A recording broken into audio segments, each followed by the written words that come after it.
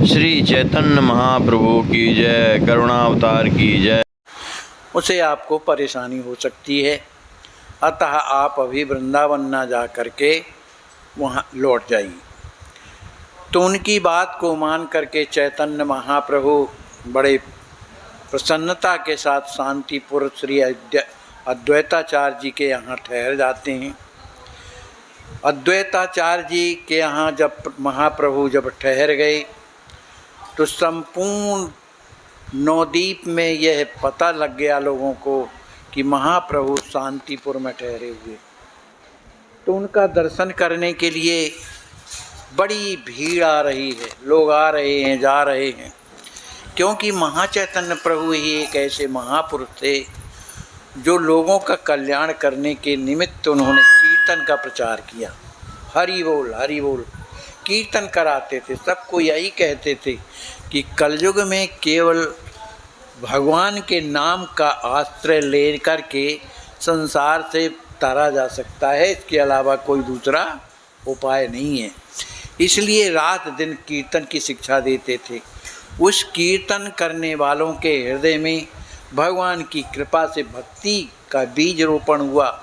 कई लोगों को महाचैतन्य प्रभु में भगवान के दर्शन भी हुए, उन्हें विश्वास हुआ कि साक्षात परमात्मा है, इसलिए हृदय से मानते थे। तो उनकी जो माता जी थी सची देवी, उन्होंने भी जब सुना कि हमारा पुत्र इस समय शांतिपुर में ठहरा हुआ है, तो श्रवण करके और वहाँ अद्वैताचार्य जी के यहाँ आती हैं और श्री अद्वैताचार्य जी के यहाँ 6-7 दिन रुकी और अपने निवाई को अनेक प्रकार के भोजन पदार्थ बना करके पवाती। देखो ये कोई निश्चित नहीं है, यद्यपि रामायण में लिखा है कि अस नहीं को जन्मा जगमाही प्रभुता पाए जाए मद नहीं। कोई ऐसा संसार में पैदा नहीं हुआ है कि जिसे वैभव प्राप्त हो जाए और उसके जीवन में अभिमान न आवे। लेकिन ये संसारी लोगों के जीवन में घटता है, महापुरुषों के जीवन में नहीं, क्योंकि महापुरुष जो हैं वो संसारी नहीं होते हैं, वो भगवान के घर से आते हैं। इसलिए उन लोगों में वैभव का प्रभाव नहीं है, भक्ति का प्रभाव रहता है। वो लोगों का कल्याण करने के लिए आते हैं, इसलिए उनके जीवन में ये बातें प्रभाव वैभव नहीं कर पाता है। इसी में श्री एक रघुनाथ दास जी महाराज हो गए, जो बहुत अच्छे संत हुए, महाचैतन्य प्रभु के अंतरंग भक्त हुए हैं। इनका चरित्र हम आप लोग श्रवण करें। देखो, संसार में रह कर के भी लोग अगर भगवान की कृपा उसे प्राप्त हो जाए, भगवान का प्रेम प्राप्त हो जाए, तो संसारी विषय उसे अपने बस में नहीं कर पाते। राम चरण पंकज प्रिय जिन्हीं, विषय भोग बस करे कि इन्हीं। उनको कभी विषय भोग बस में नहीं कर सकते, क्योंकि उनके हृदय में राम जी महाराज विराजे हुए हैं, उनका प्रेम हृदय में भरा हुआ है। इस प्रेम को प्राप्त करने का उपाय क्या है? भगवान का कीर्तन। जो यही कथाई भगवान का कीर्तन कथा, जो यही कथाई स्नेह समेता, कहीं सुनियई समुझ सचेता, तो हुई राम चरण अनुरागी। भगवान के चरणों में प्रेम मिलता है, और जिसके हृदय में भगवान के प्रति प्रेम हो जाए उसका जीवन धन्य हो जाता है, इस संसार में आना उसका सार्थक हो जाता है। तो श्री महात्मा जो रघुनाथ दास जी थे, इनके इनके पिताजी 2 भाई थे। एक भाई का नाम था हिरण्य माजूमदार और दूसरे का नाम था गोवर्धन माजूमदार। तो जो इनके बड़े भाई थे हिरण्य माजूमदार, उनके कोई संतान नहीं थी, लेकिन जो गोवर्धन मजूमदार थे उन्हीं की संतान में श्री रघुनाथ दास जी पैदा हुए। इन दोनों भाइयों के बीच में केवल एक संतान श्री रघुनाथ जी महाराज। तो पिताजी का वात्सल्य तो उनके ऊपर था ही, चाचा का भी पूर्ण वात्सल्य था। उस समय राजाओं के ज़माने में क्या होता था कि गांव के गांव ठेके में लिए जाते थे, कई गांव ठेके में ले लेते थे, और साल भर में राजा को 12,000 कर दिया जाता था। उस समय जो और ज़्यादा आमदनी होती थी वो जो ठेका लेते थे उनकी होती थी। तो ये दोनों जो भाई थे ये जाति के कायस्थ थे। कायस्थ लोग बड़े बुद्धिमान होते हैं, है ना, लाला जिसको कहते हैं, बड़े बुद्धिमान होते हैं। तो ये समझदार थे, कार्य कुशलता उनमें थी, लोक व्यवहार भी बढ़िया था, और ये राजाओं से गांव के गांव ठेके में लेते थे, और साल भर में ये करीब 20,000 रुपये कमाते थे, जिसमें 12,000 राजा को दे देते थे और 8,000 स्वयं रखते थे। तो आज के ज़माने में वो करोड़ों में था, हजारों में नहीं करोड़ों में था। तो इस कारण से इनका जीवन बढ़िया चलता था। राजा जी के तरफ से इन्हें जमींदार की और मजूमदार की पदवी मिलती थी, सभी कोई इनका आदर करता था। और ये दोनों भाई जो है 30 बीघा नामक नगर के समीप एक सप्तग्राम है, वहाँ रहा करते थे। इन दोनों भाइयों में बड़ा आपस में प्रेम था, दोनों भाई बड़े प्रेम से रहते थे। और जो उनके छोटे भाई गोवर्धन दास थे, उनके ही पुत्र हुए हैं श्री रघुनाथ दास जी महाराज, उनसे प्रेम दोनों का था। इनके घर में किसी बात की कमी नहीं थी, वैभव था, सब कुछ था, क्योंकि ये माने व्यापार भी करते थे। समुद्र के किनारे इनका गांव था, तो ये जहाज के द्वारा व्यापार भी करते थे, जिसके कारण ये बहुत माने स्थिति में इनकी सुधार हो गया था, बहुत बड़े आदमी हुए, किसी बात की कमी नहीं। और खर्च करने वाला कौन? चाचा और उनके पिताजी और बालक, इसके अलावा कोई नहीं। तो इस तरह से ये बड़े आनंद में रहते थे, वैभव से संपन्न रहते थे। लेकिन इन्हें अपने पुत्र की चिंता सताया करती थी। किनकी? रघुनाथ दास जी की। क्योंकि ये सब कुछ संपन्नता होते हुए भी ये संसार से उदासीन रहते थे, वैभव से उदासीन रहते थे। तो जो गोवर्धन माजूमदार थे ये बड़ी दुखी रहा करते थे कि हमारा जो बालक है न तो प्रसन्न रहता है, इतना वैभव होते हुए भी इसे कोई मतलब नहीं है कि कम से कम बढ़िया कपड़े पहने, बढ़िया हार वगैरह पहने हीरे मोती के। लेकिन ये उदासीन थे, इन्हें अच्छा नहीं लगता था। तो इन दोनों भाइयों के बादशाह भी इनकी प्रतिष्ठा करता था, क्योंकि कमाई करके देते थे। तो इनके हृदय में भाव आया गोवर्धन दास जी के और हिरण्य जी के कि चलो इस बालक को सुंदर पढ़ाया जाए। तो इन्होंने एक पंडित जी थे, श्री बलराम आचार्य कहलाते थे, उनकी संस्कृत पाठशाला में इन्हें ये भेजा करते थे। श्री रघुनाथ दास जी अपने घर से समस्त किताबों को लेकर के और बलराम जी के यहाँ जा कर के आचार्य जी के यहाँ पढ़ा करते थे। लेकिन ये जो भी एक बार पढ़ लेते थे सब याद हो जाता था। इस तरह से प्रकांड विद्वान भी हो गए। लेकिन इनका मन इस पढ़ाई में भी नहीं लगता था कि क्या पढ़ना है, क्या करना, पढ़ करके क्या करेंगे। उनका तो उद्देश्य कुछ और था। संस्कार होते हैं, भगवान की कृपा पात्र थे, ये महापुरुष थे, तो इनका मन नहीं लगता था। तो ये पढ़ने जाते थे। पढ़ने के बाद जब घर आते थे तो इनके पिताजी पूछा करते थे, बेटा आज क्या पढ़े, अपने पास में बैठा करके पूछते थे, सब बता देते थे। लेकिन इनका मन पढ़ने में नहीं लगता था। लेकिन एक बात है कि जहाँ सप्तग्राम में ये पढ़ने जाते थे तो वहाँ पर श्री हरिदास जी महाराज अद्वैताचार्य जी के यहाँ जो माने हरिदास जी महाराज जो 3000 नाम बड़े उच्च सुर से गाया, 3 लाख, हाँ 3 लाख उच्च सुर से गाया करते थे। तो उनके उच्च स्वर से गाने पर ये जो रघुनाथ दास जी थे वहाँ चले जाते थे और बैठ जाते थे और सुनते रहते थे। अब हरिदास जी की तो स्थिति बदल जाती थी, नाम लेते लेते उनके हृदय में अष्टसात्विक चिन्ह उपस्थित हो जाते थे। ये सब देख करके रह जाते थे।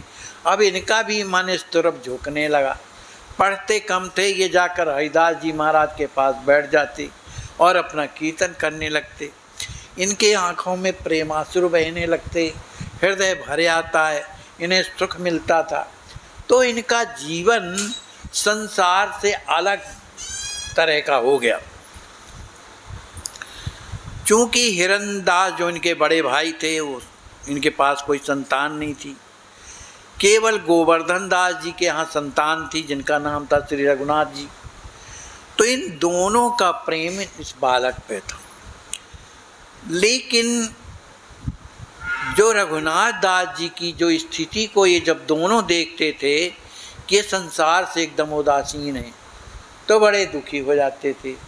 आपस में सोचने लगते थे कि आखिर ये सब कुछ सुख सुविधा होते हुए भी ये उदास क्यों रहता है, इसको ये वैभव अच्छा क्यों नहीं लगता है। अब ये क्या है कि जब पढ़ने जाया करते थे तो बड़े गंभीरता से जाते थे। जो कोई कुछ पूछता था थोड़ी बहुत तो नहीं बोलते थे, ज़्यादा बात नहीं करते थे। उनका चिंतन एक अलग चिंतन था, भगवान की ओर था कि हमारा जीवन कैसे सफल हो, हमें कैसे भगवान की दर्शन की प्राप्ति हो, इसमें उनका मन लगा रहता था। अवस्था ज़्यादा नहीं थी, लेकिन संस्कार ऐसे थे। तो जो रघुनाथ दास जी थे, अपनी पोथियों को स्वयं ले जाते थे, पढ़ा करते थे वहाँ पर। लेकिन हरिदास जी के पास बैठ करके उनके साथ भगवान नाम कीर्तन किया करते थे। पढ़ते कम थे, कीर्तन किया करते थे। और कीर्तन करते करते देखो, कोई अगर मीठा खाता है तो उसका जो प्रभाव है अपने आप आता है। ऐसे ही भगवान के नाम का प्रभाव क्या है, ये नाम जपने वाला अपने आप भगवान का नाम प्रभाव जमाने लगता है। आपका मन लगे अथवा ना लगे, लेकिन कीर्तन नियमित अगर करने लगता है तो राम नाम महाराज जो है स्वयं उसके हृदय में बैठ करके वो अपना प्रभाव दिखाई देने लगते।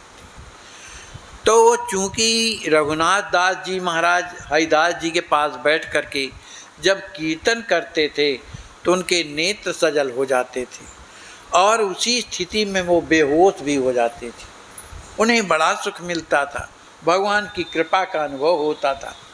अब तो उनका मन एकदम इसी में लगा रहता था, उन्हें घर द्वार अच्छा नहीं लगता था, वे मन ही मन उदास रहते थे। अब धीरे धीरे रघुनाथ दास जी बड़े हुए, उनका मन इतने बड़े भारी वैभव में नहीं लगता था, जहाँ हीरे मोती खजाने सोना चांदी रुपया पैसा सब भरा हुआ है। किसके लिए? केवल रघुनाथ दास जी के लिए। लेकिन उनका मन उसमें नहीं लगता है, वो वैभव उनको आकर्षित नहीं कर पाता है। अब जो वो वैभव घर का था तो रघुनाथ दास जी को जैसे कोई काट रहा हो, इस तरह का लगने लगा। वे मन ही मन बड़े दुखी रहते थे, सोचने लगते थे कि कब वो समय आएगा कि मैं महाचैतन्य प्रभु की चरणों में जा कर के और उनकी सेवा करूँगा, अपने जीवन को धन्य करूँगा। इस तरह से वो सोचा करते थे। अब उनके जो सोने चांदी की रुपया पैसा सोने के आभूषण जो उनके लिए बने हुए थे कभी दार नहीं करते। सोने चांदी के थाली में भोजन करना उन्हें पसंद नहीं रहता था। वो तड़पते रहते थे कि कब वो सत्संग का समय आएगा कि हम महाचैतन्य प्रभु के पास जाते। ये छड़ी होती है भैया, भगवान की कृपा जिन पर होती है उसी का मन भगवान में लगता है। तो छड़ी लगती रहती थी। तो उनका मन राजकाज में तो बिल्कुल लगता ही नहीं था, क्योंकि उनका रास्ता दूसरा था। इनके पिताजी अनेक प्रकार के प्रलोभन देते थे। बेटा तुम राज्य करोगे, तुम्हारी प्रतिष्ठा रहेगी, सभी कोई तुम्हें मानेगा, सभी कोई तुम्हारी वंदना करेगा, राजा भी तुम्हें जो है आदर देगा, ये कुछ। लेकिन उन्हें कुछ फर्क नहीं। जिसका मन भगवान में रम गया वो दुनियादारी से क्या लेना देना उसको, वो तो भगवान में लगा। अब अनेक प्रकार की भोग सामग्रियां भी उनके जीवन को फंसा नहीं पाती। जो कुछ मिल जाता उसी को पा लेते, और स्वाद से नहीं, बस पेट भर लेते थे। इस तरह अब जैसे कोई मिश्री कोई किसी को खाने को दे, और मिश्री के खाने वाले को कोई गुड़ दे, तो उसको गुड़ कहाँ अच्छा लगेगा, वो मिश्री का पाने वाला है। इसी तरह भगवान के प्रेम में जो निरंतर आनंद में डूबा रहता है, ये संसार के विषय उसे कैसे फंसा सकते हैं। पिताजी बड़े चिंतित रहते थे, तो उन्होंने पिताजी से कहा, पिताजी आप मुझ पर कृपा करो कि मैं अद्वैताचार्य जी जो शांतिपुर में रहते हैं, वहाँ चैतन्य महाप्रभु रहते हैं, मैं उनका दर्शन कर आऊँ। आप मुझे आज्ञा दीजिए, क्योंकि आप मुझे हमेशा तकवारी में लगाए रहते हैं, कहीं जाओ नहीं, मेरे पीछे लोग लगे रहते हैं, मुझे ये अच्छा नहीं लगता है, इसलिए मुझे जाने दो। तो अपने पुत्र की उस स्थिति को देख करके दुखी हो गए कि पता नहीं ये महाचैतन्य प्रभु के सत्संग में जा करके पता नहीं लौटता है कि नहीं लौटता। बड़े दुखी हो जाते हैं, लेकिन कुछ कह नहीं सकते हैं, उसका मन है जाने का। तो उन्हें भेज देते, कहते हैं बेटा तुम जाओ, लेकिन शीघ्र लौट करके आ जाना। तो रघुनाथ दास जी के आँखों में आंसू आ जाते हैं, पिताजी के प्रेम को देख करके आंसू आ जाते हैं। सोचने लगते हैं कि देखो कैसी आसक्ति मुझ में है, मेरे जीवन को ये नहीं सोचते हैं कि इसका जीवन कैसे बनेगा। जब ये महापुरुषों की सन्निधि में जाएगा, महापुरुषों की सेवा करेगा, भगवान का कृपा पात्र बनेगा, तब में इनका जीवन बनेगा। इस तरफ उनका विचार नहीं है।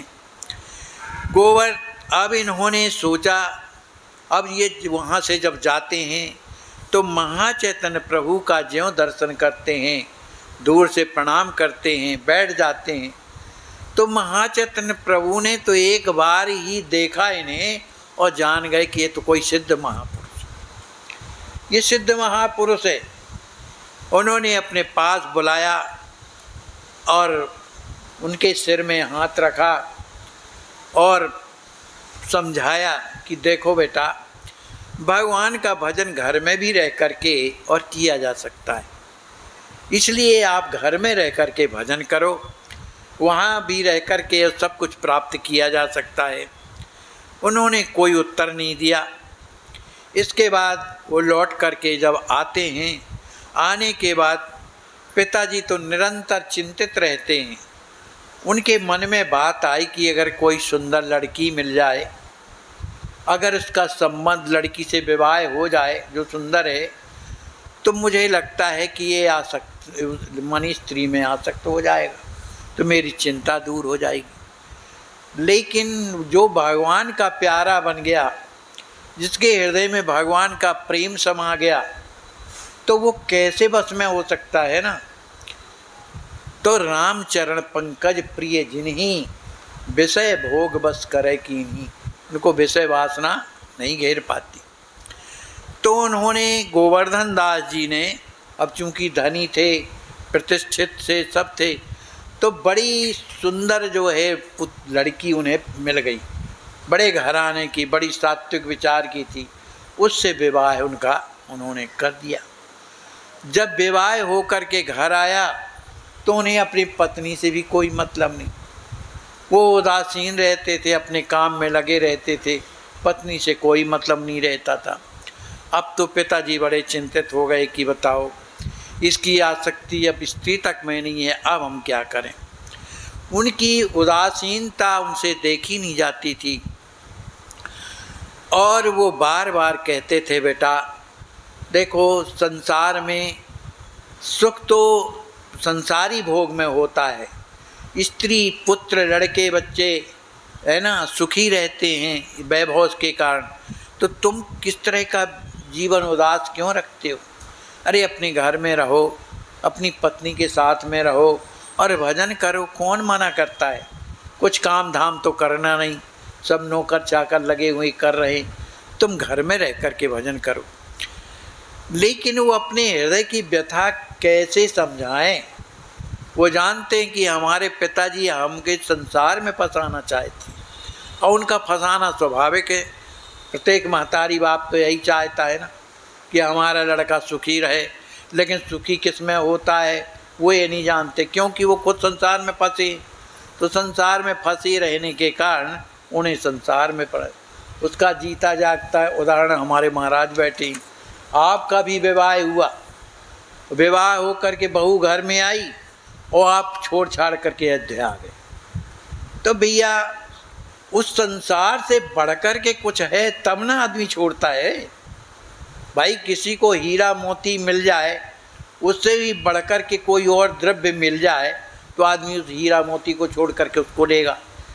और जिसमें आनंद है, आनंद तो केवल भगवान में। आदमी संसार में सुख चाहता है, संसार में सुख है ही नहीं, वो अनुभव भी है। जिनको हम अपना मान रहे हैं वो अपने कितने हो रहे हैं। आज शरीर अस्वस्थ है, बीमार है, लड़के हैं, बच्चे हैं, बहुएं, कौन सहायता करता है? सरकार कहा करते थे कि घर के कहे मर नहीं जाई, का जमराज बिसर्गे आई। ये सभी कोई मर रहा है, ये बुढ़ा नहीं मर रहा, इसको जमराज भूल गए लगता है, ये बहुएं लड़का सोचती। तो भैया संसार में सुख है ही नहीं है। ये तो भगवान की कृपा है जिन पर, जिनका हृदय भगवान में लग गया है और कुछ भगवान की कृपा से कुछ अनुभव हुआ, उसको ये लगा कि वास्तव में भगवान की कृपा क्या है, भगवान में ही आनंद है। भगवान से कहो प्रभु हमें विपत्ति दो, तो भगवान के पास विपत्ति नहीं है सिवा आनंद के अलावा, वो आनंद ही देते हैं। संसार वालों से कहो हमको सुख दो, उनके पास सिवा दुख के कुछ नहीं है, तो जो होगा वही न देंगे, तो दुखाई देते हैं क्योंकि उनके पास वही है। और भगवान के पास आनंद है इसलिए आनंद देते हैं। इसलिए सत्संग के द्वारा, कथाओं के द्वारा यही तो पता चलता है कि सार क्या है, असार क्या है। तो रघुनाथ दास जी को काफ़ी समझाया उनके पिता गोवर्धन दास जी ने, अंत में हार गए। किसका मन संसार में नहीं लगता, आप क्या करें, क्या कर सकते हैं। अब एक दिन की बात है कि जब महाचैतन्य प्रभु राम केली, पिछले प्रसंग कल के में सुना है कि राम केली में रहते थे, जो रूप सनातन जी का राज्य था। उन्होंने एक राम केली गांव का नाम है, वहाँ उन्होंने अपना राजमहल बनवाया था, वहाँ महाचैतन्य प्रभु पधारे थे। और फिर राम केल से वो श्री शांतिपुर आ गए थे अद्वैताचार्य जी के यहाँ। तो उनका दर्शन करने के लिए सभी कोई अद्वैताचार्य जी के यहाँ आते हैं, जाते हैं। अब एक दिन की बात है कि रघुनाथ दास जी ने पिताजी से कहा पिताजी आप बुरा ना माने तो मैं एक बात कहूँ आपसे। कहा बेटा कहो, क्या बात है? कहा मैं चाहता हूँ कि आपको मैं सुखी करूँ, क्योंकि आप चाहते हैं कि संसार में आसक्त हो करके और धन का उपभोग करे, है ना, स्त्री के साथ में रह करके और आनंद से रहे। लेकिन सत्य बात यह है पिताजी कि ये मुझे बिल्कुल अच्छा नहीं लगता। ये संसार मुझे काटने को दौड़ता है, मैं क्या करूं? मेरे बस की बात बिल्कुल नहीं रह गई है, इसलिए मेरी बातों का आप बुरा मत माने। मैं तो बड़ा दुखी रहता हूँ, और अगर मुझे आप सुख देना चाहते हैं तो आज मुझ पर कृपा करिए कि मुझे महाप्रभु का दर्शन करने के लिए आप शांतिपुर जाने दीजिए। जब शांतिपुर की बात आई तो उनके जो पिताजी थे गोवर्धन दास, उनके नेत्रों में आंसू आ गए। कहा बेटा अब हमारी चौथी अवस्था लग गई है, किया कुछ होता नहीं, ये जो भी वैभव भरा है ये सब तेरे लिए है और तू इसका कोई उपयोग नहीं करता है। अब मुझे तो ये लगता है कि तू वहाँ जा कर के लौटेगा नहीं, इसलिए बेटा ऐसा मत करना, कम से कम अपने वृद्ध पिता की याद तो रखना, लौट आना। अगर ऐसा करोगे तो मुझे बड़ी प्रसन्नता होगी। तो रघुनाथ दास जी ने कहा नहीं पिताजी, आप ऐसा बिल्कुल नहीं सोचें, मैं वहाँ जा कर के लेकिन कुछ दिन रहूँगा और रहने के बाद उनसे आज्ञा ले कर के और मैं ज़रूर लौट कर के आऊँगा। ऐसा जब कहा, लेकिन पिता का मोह था, उनके आँखों में आंसू बह रहे थे, पुत्र मोह होता है। रघुनाथ जी दास जी ने कहा कि पिताजी आप इतने अधीर मत हों, मैं निश्चित रूप से लौट कर के आ जाऊंगा।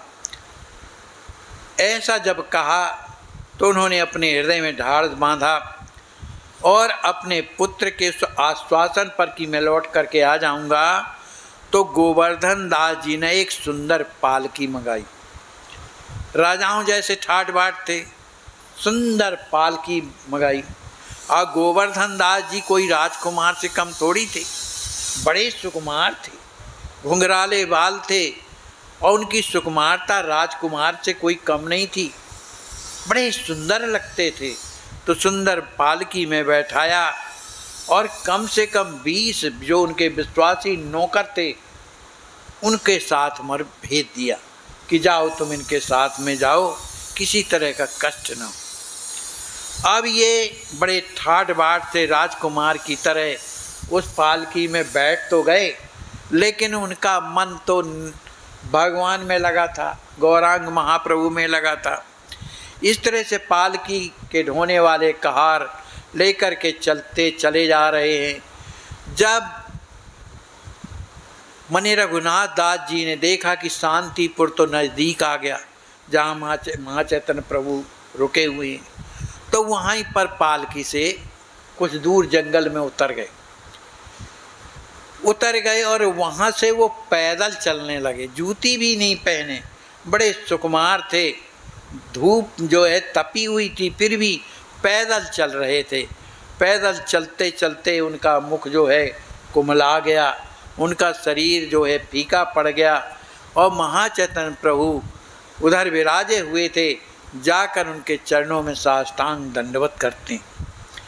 गौरांग महाप्रभु ने इतना सुंदर बालक को देख करके, घुंघराले बाल, सुंदर उनका जो शरीर था गौरांग था, बड़े कोमल थे, उन्हें उठा करके अपनी गोद में बैठा लेते हैं और प्यार करते हैं, अपने हृदय से लगाते हैं, उनके बालों को सहलाते हैं, कहते हैं बेटा तुम अकेले आए हो, इतने दूर से पैदल कैसे आए हो, तुम्हारा तो शरीर बिल्कुल सूख गया है, ओंठ सूख गए हैं, तुम कितना पैदल के चल करके आए हो। पर वो कुछ जवाब नहीं दे रहे, क्योंकि उनके हृदय में उनके चरणों के प्रति प्रेम भरा हुआ। महापुरुष माने गौरांग महाप्रभु के प्रति उनके हृदय में प्रेम भरा हुआ है। ठीक उसी समय जो उनके नौकर चाकर थे वो आकर के चरणों में प्रणाम करते हैं।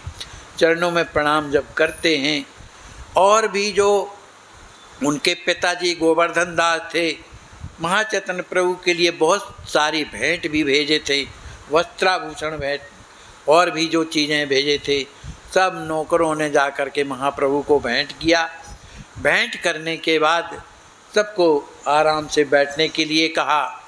अब इधर जो रघुनाथ दास जी हैं, गौरांग महाप्रभु की गोद में बैठे हुए हैं, उनके नेत्रों से अविरल अश्रुधारा बह रही और रुकने का नाम नहीं ले रही है। उनका हृदय एकदम भरा हुआ है, नेत्र से धारा बहती हुई, माने उनके कपड़े गीले हो गए और हाथ जोड़ करके कहने लगे, प्रभु मेरा त्याग मत करो, मैं आपसे सत्य कहता हूँ, मुझे ये पिताजी का प्रेम काटने को दौड़ता है, मुझे वो वैभव जो है काटने को दौड़ता है, इसलिए मेरे ऊपर कृपा करो, मुझे बचा लो, अपने चरणों में रखो।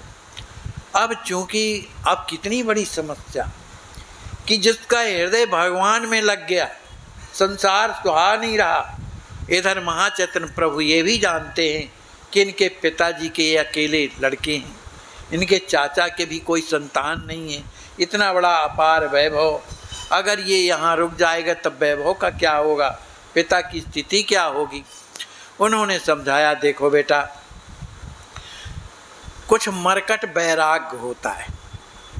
कुछ न कुछ आया, कुछ देख करके किसी को मरा देखा या कोई तकलीफ हुई तो लगा रे सब संसार बेकार होता है।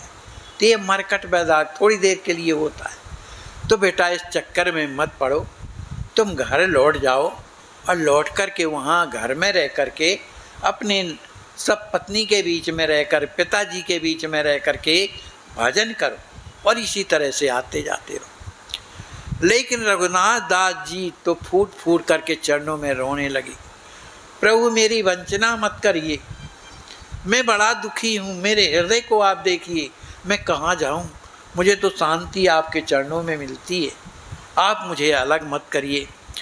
लेकिन अत्यंत करुण सुर में रघुनाथ जी ने जब इस तरह से रो करके कहा तो प्रभु ने धीरे से प्रेम के स्वर में कहा, ठीक है, अच्छी बात, तुम चिंता मत करो, जो तुम सोच रहे हो ये सब पूर्ण होगा, लेकिन अभी नहीं, अभी मुझे वृंदावन जाना है। जब मैं वृंदावन जा करके जब लौट करके आऊँगा और पुरी में रहूँगा, उस समय तुम आ जाना, अभी तुम अपने घर जाओ।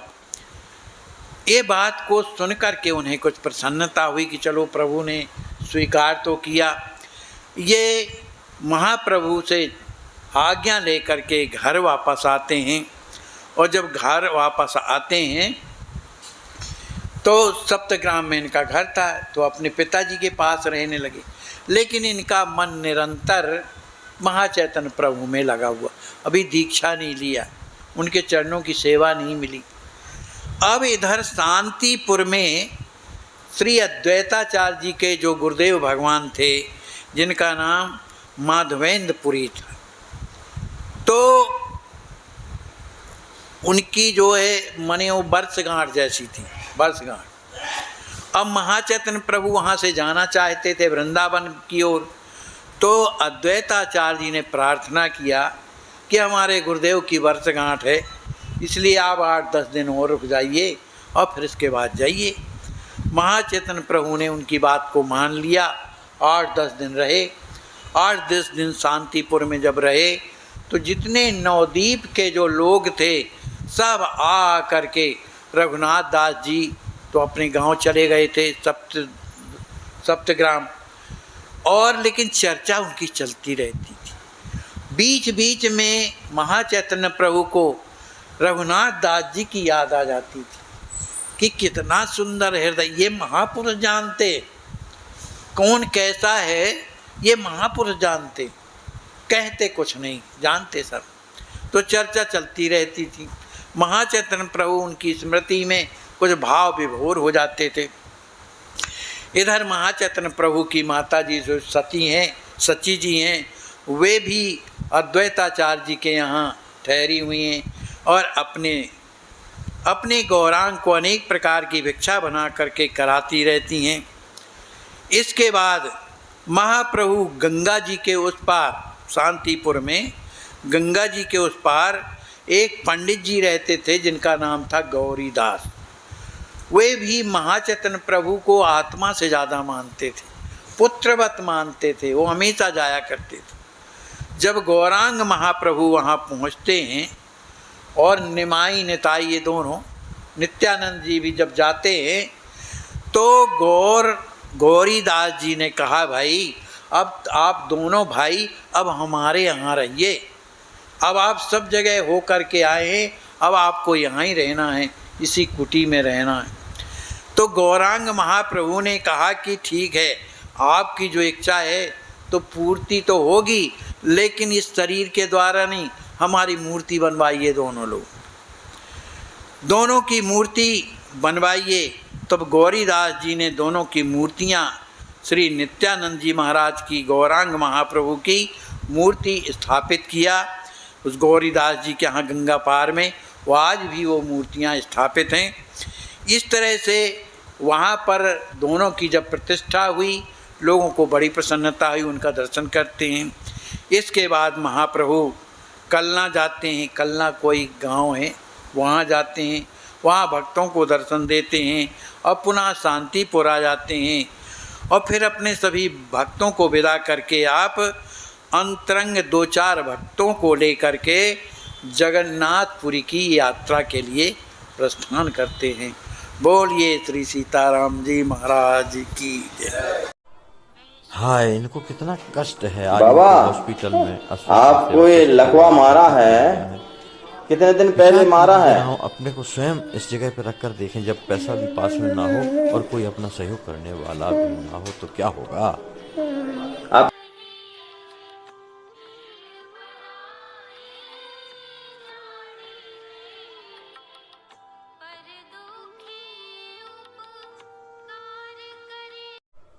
हाय, इनको कितना कष्ट है। आज इनको हॉस्पिटल में आश्वासन सेवा ट्रस्ट के द्वारा भर्ती किया गया है।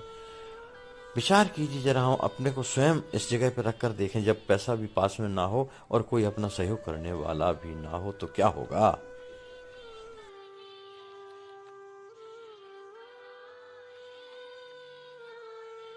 तेरी मुरली की धुन सुनने मैं बरसाने से आई हूँ। तेरी मुरली की धुन सुनने मैं बरसाने से आई हूँ। मैं बरसाने से आई हूँ। मैं वृषभानु की जाई हूँ। अरे रसिया ओ मन बसिया, मैं इतनी दूर से आई हूँ। तेरी मुरली की धुन सुनने मैं बरसाने से आई हूँ।